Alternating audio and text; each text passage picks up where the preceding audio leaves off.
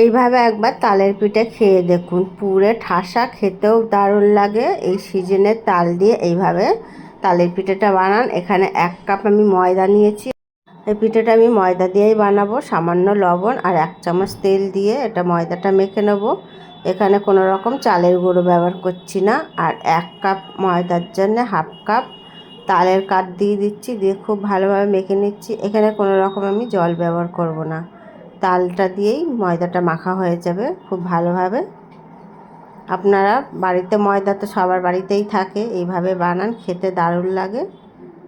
খুব সুন্দর করে মাখা হয়েছে ঠিক এরকম। এবারে আমি একটুখানি হাতে তেল লাগিয়ে ময়দাটা লাগিয়ে রাখবো, যাতে ময়দাটা উপর থেকে শুকিয়ে না যায়। এবার ঢাকা দিয়ে রেখে দেবো। আর এদিকে আমি একটা ফ্রাইং প্যানে দিয়ে দেবো নারকোল।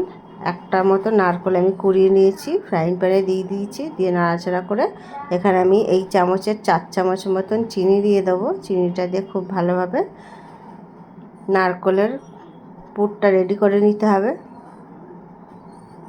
নারকোলের পুরটা রেডি হয়ে গেছে, নামিয়ে নিয়েছি। এবার আমি ময়দাটা আবার একটু খুব ভালোভাবে মেখে নিয়েছি। এখানে আমি 3টে লেচি কেটে নিচ্ছি বড় বড় দেখে। এবার আমি এটা বেলে নিতে হবে পাতলা করে।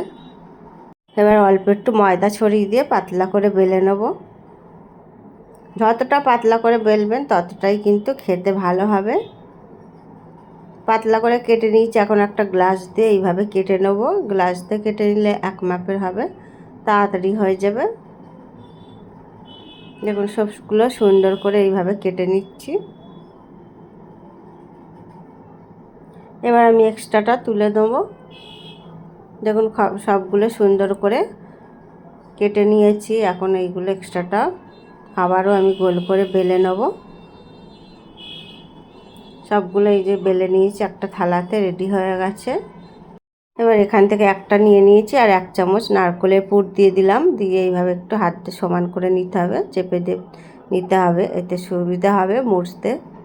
এইভাবে মুখটা মুড়ে নেব। আপনারা যে কোনো পছন্দের মতন ডিজাইন দিয়ে নিতে পারেন, যার যেটা সুবিধা। আমি ঠিক এরকমভাবে একটু মুখটা মুড়িয়ে দিচ্ছি। খুব সুন্দর করে মুখটা মোড়ানো হয়ে গেছে। এবার একটু এইভাবে একটু ডিজাইন হয়ে যাবে, মানে দিয়ে দেবো আর কি ডিজাইনটা। আপনারা আপনাদের পছন্দ মতন যে কোনো ডিজাইন দিতে পারেন। দেখুন একটা পিঠে হয়ে গেছে।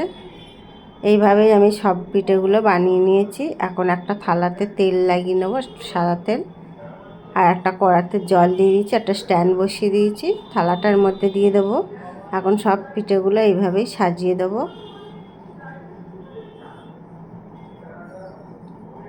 সবগুলো সাজিয়ে দিয়েছি। এখন একটা ঢাকা দিয়ে 5 মিনিটের জন্য ভাপে হতে দিয়েছিলাম। দেখুন একেবারে রেডি হয়ে গেছে, নামিয়ে নেবো এগুলো। আর এতটাই খেতে ভালো হয়, তুলতুলে খেতে, দেখতেও কিন্তু দারুণ লাগে, নরম তুলতুলে। এইভাবে সিজনের তাল কিন্তু প্রচুর পাওয়া যাচ্ছে। এইভাবে বানান, খেতে দারুণ লাগে। আর ভেতরটা দেখুন পুরো ঠাসা, খেতে দারুণ লাগে। রেসিপিটা কেমন লেগেছে, ভালো লাগলে লাইক কমেন্ট শেয়ার করুন।